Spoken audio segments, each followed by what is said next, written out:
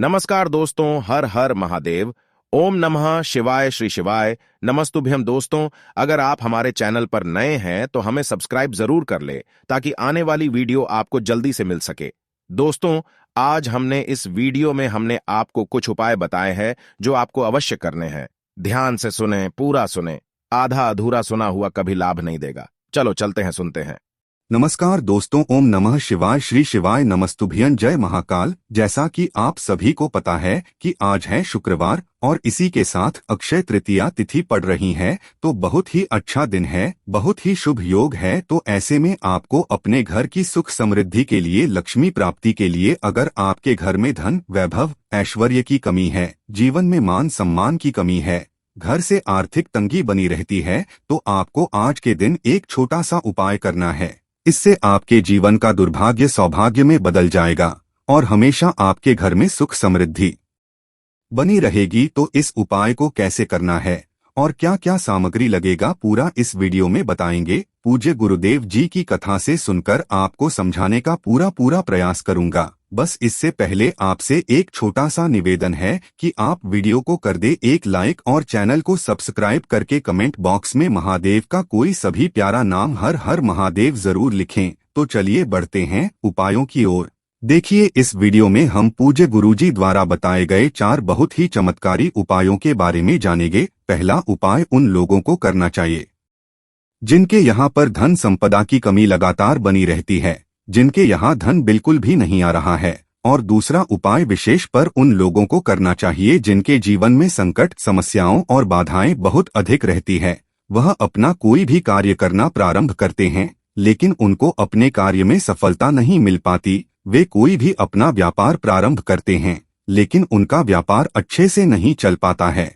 किसी भी प्रकार की यदि संकट और समस्याओं से यदि गिर रहे हैं तो उनको यह उपाय करना चाहिए। तीसरा उपाय विशेषकर उन लोगों को करना है जिनके जीवन में किसी भी प्रकार की आर्थिक समस्याएं चल रही है, उन्हें अपने जीवन में धन की प्राप्ति नहीं हो पा रही है, दुर्भाग्य जीवन में लगातार बना हुआ है, तो उन्हें यह दूसरा चमत्कारी उपाय करना चाहिए। और चौथा उपाय विशेषकर उन लोगों को करना है जिनके शरीर में कोई भी बाहरी रोग हो चुका है, कोई बाहरी बीमारी हो चुकी है, तो उसको दूर करने के लिए आपको ये तीसरा चमत्कारी उपाय करना चाहिए। तो चलिए दोस्तों, जान लेते हैं गुरुजी द्वारा बताए गए पहले उपाय के बारे में। देखिए, इस उपाय के लिए आपको लेना है 11 चावल के दाने। गुरुजी ने कहा है चावल के दाने खंडित नहीं लेने हैं, बिल्कुल साबुत होने चाहिए। उसके साथ में आपको लेना है एक बेलपत्र।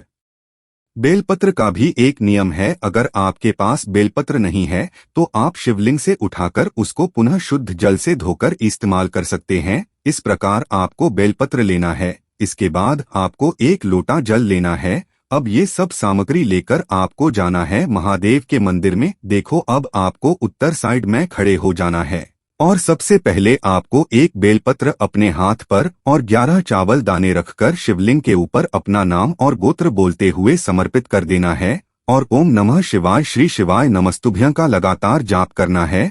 अब आपको जो 1 लोटा जल साथ में लेकर आए थे, उसे धीरे धीरे बेलपत्र और चावल दाने के ठीक ऊपर आपको समर्पित करते जाना है और शिव पुराण के मूल मंत्र श्री शिवाय नमस्तुभ्यं का 11 बार जाप करना है और अपनी मनोकामना बोलते जाना है। देखो, बस छोटा सा उपाय करना है, देखना एक दिन आपके सब काम बनने लग जाएंगे। गुरुजी का बहुत ही विशेष उपाय है। इसके बाद जैसा कि आपको पता है, आज है शुक्रवार और तुलसी माता के समक्ष हमने गोल बाती का दीपक अवश्य ही प्रज्वलित करना है। इससे माता लक्ष्मी की विशेष कृपा प्राप्त होती है और हमारा घर खुशियों से भर जाता है। देखो, जब आप दीपक प्रज्वलित करोगे, 1 चुटकी हल्दी उसमें डाल देना है। हल्दी माता लक्ष्मी को विशेष रूप से प्रिय है और अपनी मनोकामना बोलते हुए ओम महालक्ष्मी नमः का जाप कर लेना है। इतना सा उपाय आपको जरूर करना है। चलते हैं दूसरे उपाय की तरफ। देखिए, इस उपाय के लिए आपको एक तांबे के पात्र के अंदर सबसे पहले अपने घर से शुद्ध जल लेना है। फिर इसी के साथ में आपको मात्र थोड़ा सा शहद लेना होगा। शहद आपको आधा चम्मच या फिर उससे भी कम लेना है और इसी के साथ में आपको एक प्यारी सी बेलपत्र ले लेनी है। बेलपत्र यदि आपको नहीं मिल पाती है तो भगवान शिव के शिवलिंग पर चढ़ी हुई बेलपत्रों को आप पुण्य शुद्ध जल से धोकर के उपयोग कर सकते हैं।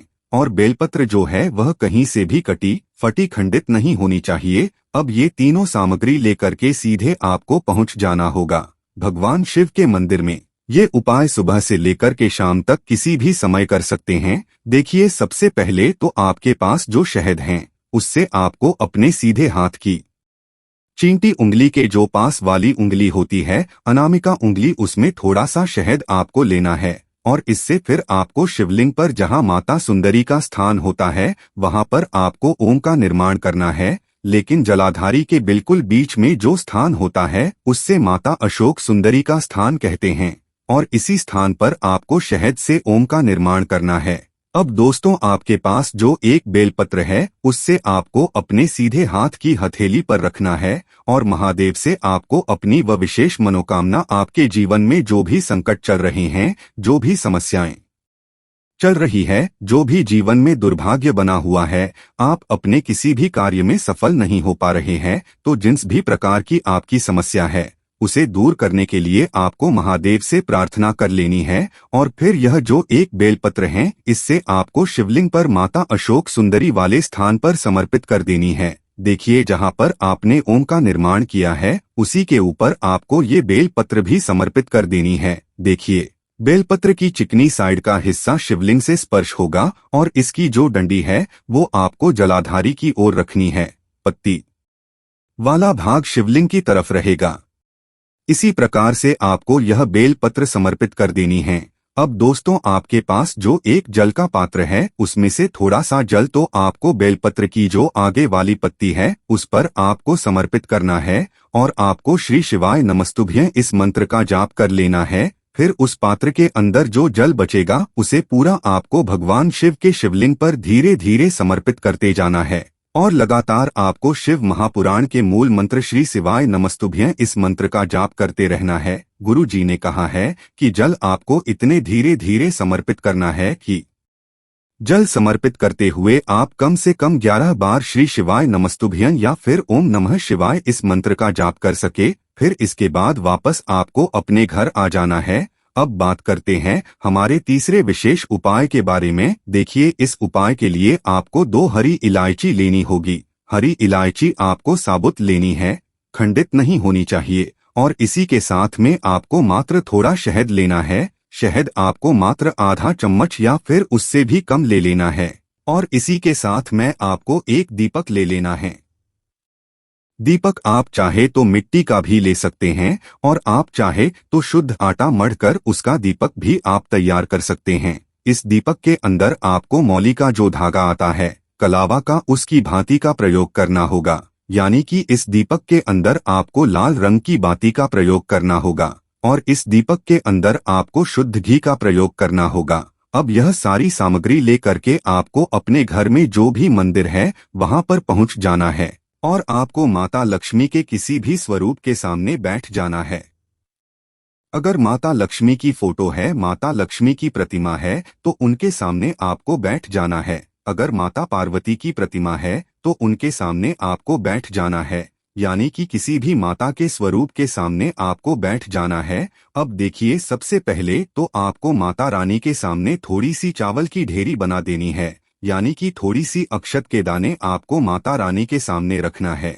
उसके बाद आप जो एक दीपक लेकर के गए हैं उस दीपक को आपको उन्हीं चावल के दानों के ऊपर रख देना है और फिर इस दीपक को आपको माता रानी के सामने प्रज्वलित कर देना है। देखें, इस दीपक को प्रज्वलित करते समय आपको ओम महालक्ष्मी नमः इस मंत्र का लगातार जाप करते रहना है। दीपक को प्रज्वलित करने के बाद आप जो 2 हरी इलायची लेकर के गए हैं उसमें से एक हरी इलायची को तो आपको उसी दीपक के अंदर डाल देनी है और वहीं पर आपको कम से कम 21 बार ओम महालक्ष्मी नमः इस मंत्र का जाप कर लेना है।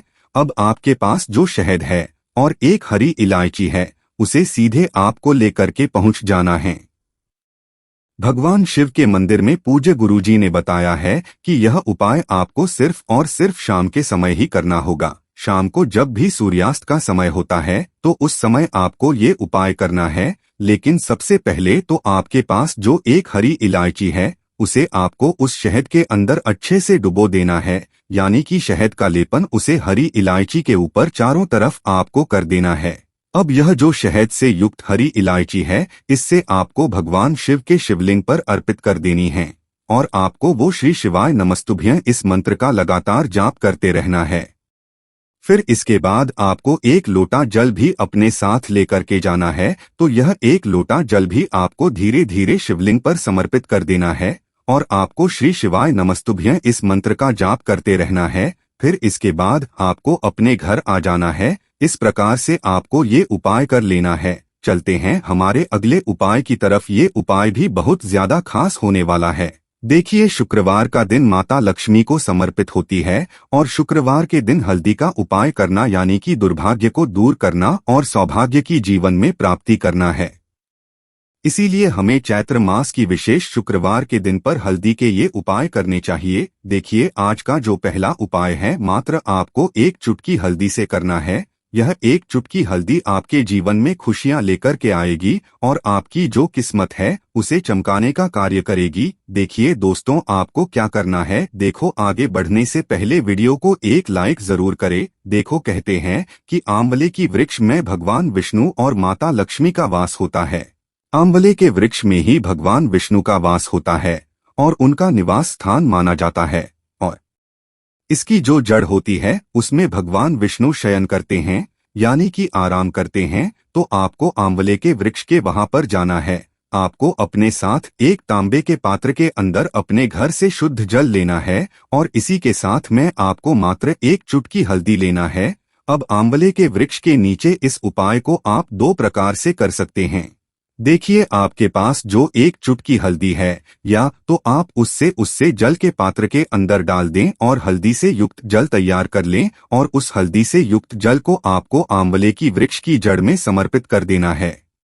ओम नमो भगवते वासुदेवाय इस मंत्र का जाप करते हुए, और यह जो शुक्रवार है वैशाख माह के महीने का है, तो आपको हरि हर महादेव का मन में स्मरण करते रहना है। देखिए, इस उपाय को आप दूसरे प्रकार से भी कर सकते हैं। आपके पास जो एक चुटकी हल्दी है उसे आप सूखी भी अर्पित कर सकते हैं आंवले के वृक्ष की जड़ में, और जो अपने सूखी हल्दी डाली है आंवले के वृक्ष की वहां पर उसी हल्दी के ऊपर आपको एक लोटा शुद्ध जल है उसे धीरे धीरे समर्पित कर देना है। देखिए, जल समर्पित आपको अपना जो मुख है पूर्व दिशा में रख करके करना है और आपको हरि हर महादेव का मन में स्मरण करते रहना है।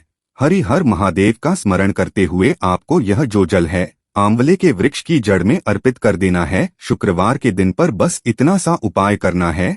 आपके जीवन में जो भी अड़चने आ रही है, जो भी संकट आ रहे हैं, जो भी आपकी मनोकामना है, उन्हें परिपूर्ण करने के लिए आपको प्रार्थना करनी है। इस प्रकार से आपको ये उपाय कर लेना है। आप देखेंगे कि आपकी सभी मनोकामनाएं अवश्य ही पूरी होंगी। ये उपाय आपको अवश्य करने हैं।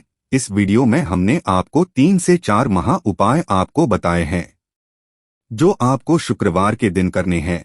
अगर आपके मन में उपाय से जुड़ा कोई भी सवाल है तो हमें कमेंट बॉक्स में पूछ सकते हैं। उपाय करते समय कोई भी गलती नहीं करनी है। अगर आपको हमारी वीडियो पसंद आए तो हमारे इस चैनल को सब्सक्राइब जरूर करें। हर हर महादेव। ओम नमः शिवाय। श्री शिवाय नमस्तुभ्यं।